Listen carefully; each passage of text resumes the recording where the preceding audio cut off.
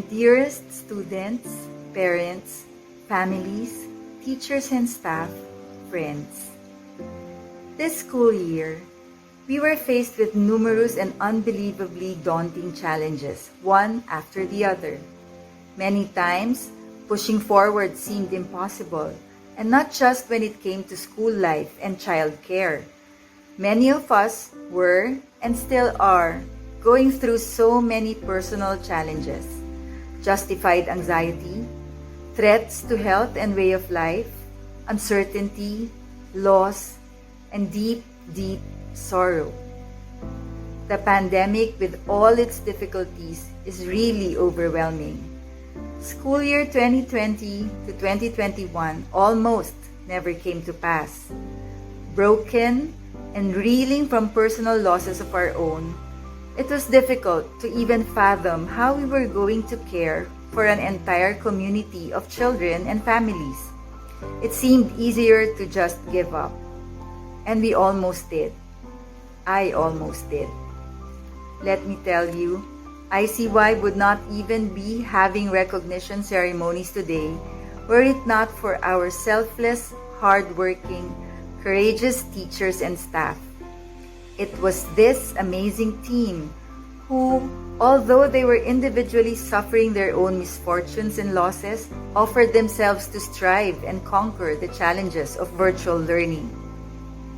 Also, we would not be here today were it not for you, our parents and guardians, and your continued trust, understanding, and support.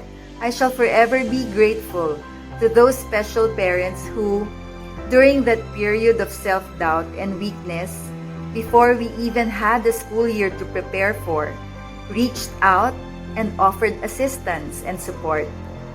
We are here now, celebrating the end of the school year that almost never came to be because of you.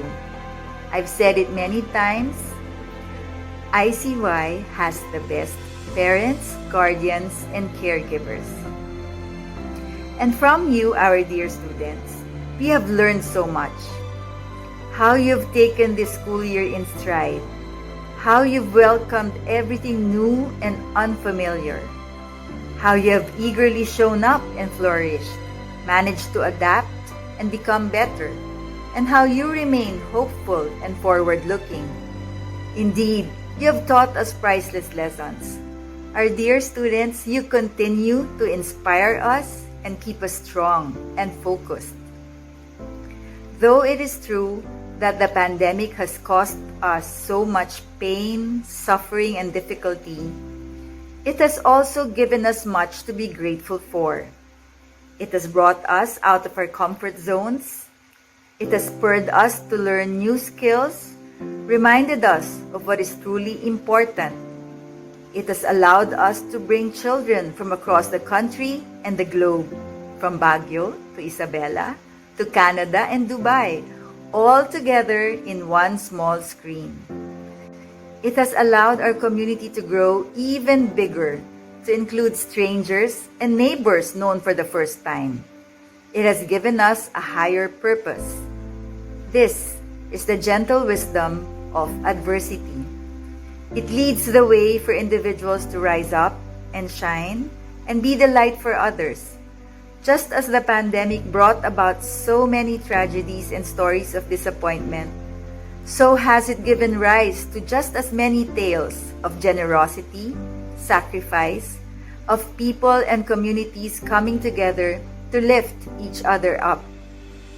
Because we stuck together, we were able to make a difference to our loved ones, friends in our community, and even to strangers when it mattered most. We were able to nurture and be a constant to almost 100 students at what may well be the most frightening and uncertain time for them. It has allowed us to be a ray of sunshine in a little boy's fight against leukemia. We were able to support an entire community of families at the worst time imaginable, especially as they went through the loss of loved ones and other means of support. We were there For those whose homes were ravaged by Typhoon Ulysses, lighten the load of frontliners through our Christmas and Hand and Heart projects. We were able to feed the bodies and minds of the hungry through our community pantry. The challenges of the pandemic have taught us to bounce back, to adapt, and to survive. It has taught us to take care of ourselves and others. We have learned the value of community and of the basic truth, that is, we need each other, and that we have special people whom we can lean on and who are there for us. Again, it is true that we have suffered so many setbacks and disappointments. There is bad news almost every day. I have learned that we should not wait for good news, nor wait for our fortunes to change. We are the good news. We are the change. Let us make good news happen. Let us create our triumphs together. Let us create our joys and be that spark of joy for others. And that is what we are celebrating today, our individual and collective triumphs that we have all made happen. There's no more compelling evidence of our strength, our determination, and our hard work than the sparkling eyes and eager smiles on our children's faces. In spite of all the negative forces working against us, we have triumphed. Not only did we make it, we made it with chins up and faces beaming.